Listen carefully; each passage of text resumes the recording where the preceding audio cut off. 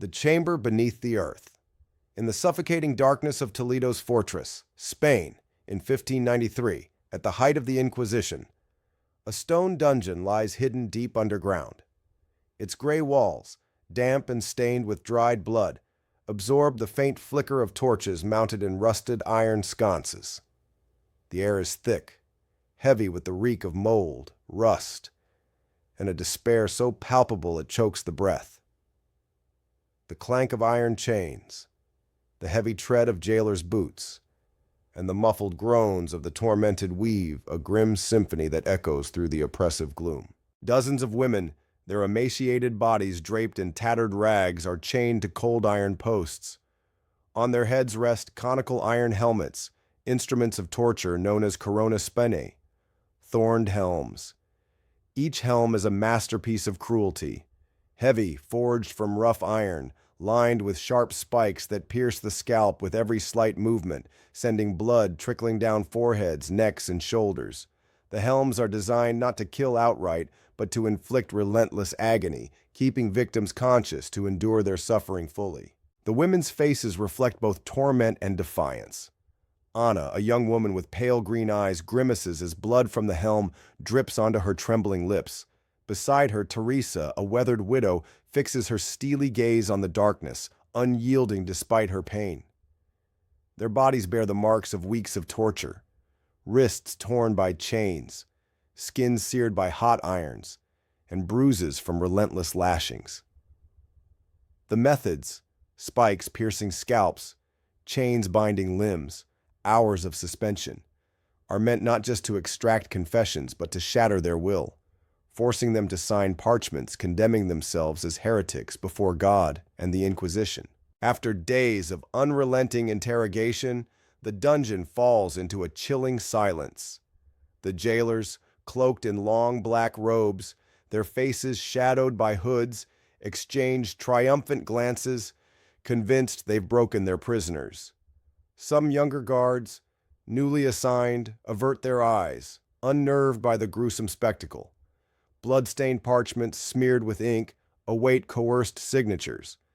But in that moment of seeming despair, a clear voice rises from the corner. It belongs to Catalina, a woman of about 25, her black hair matted with blood and sweat, her frail body barely upright.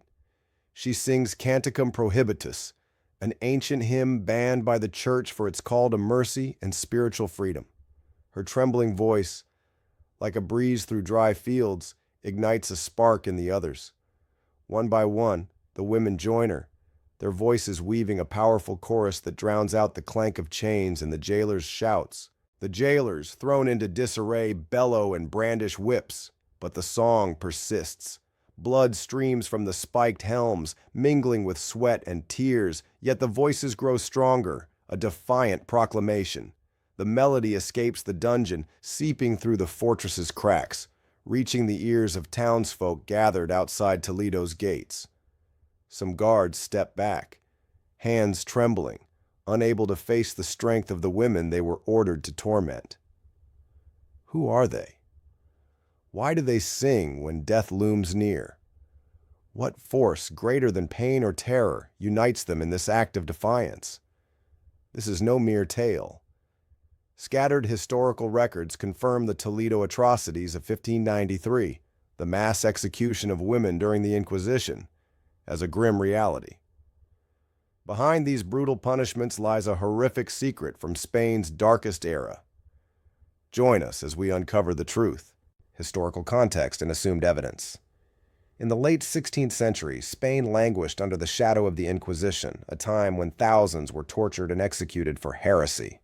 Toledo's fortress, with its towering stone walls and deep dungeons, was one of the most notorious prisons, holding hundreds of women and men accused of defying the church. The Inquisition, backed by the Catholic Church and the Crown, targeted not only those who opposed doctrine, but anyone who challenged authority, from freethinkers to women who read, healed with herbs, or refused submission. A supposed record, attributed to a young guard, describes the chilling scene. The women with thorned helms bleeding rivers sang until their final breath. We, the whip holders, trembled more than they did. Though possibly apocryphal, history confirms the Inquisition's execution of groups for defying orthodoxy. Surviving accounts mention prisoners singing hymns as they were led to the pyre, acts of both faith and defiance against brutality. These events, though the Church sought to erase them, left traces in secret texts and oral traditions. Captives of the Thorned Helm. The women imprisoned in Toledo's fortress are ordinary souls.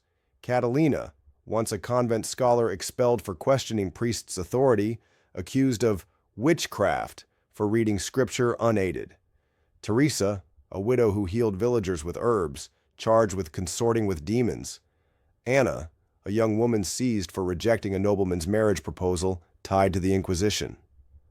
Their crimes are vague: heresy, disrupting order, but sufficient to condemn them to the dungeon. The thorned helm, corona spinae, is a hallmark of cruelty. Forged from heavy iron, conical in shape, its interior bristles with dozens of razor-sharp spikes. Tightened onto the head, every movement drives the spikes deeper, causing relentless pain.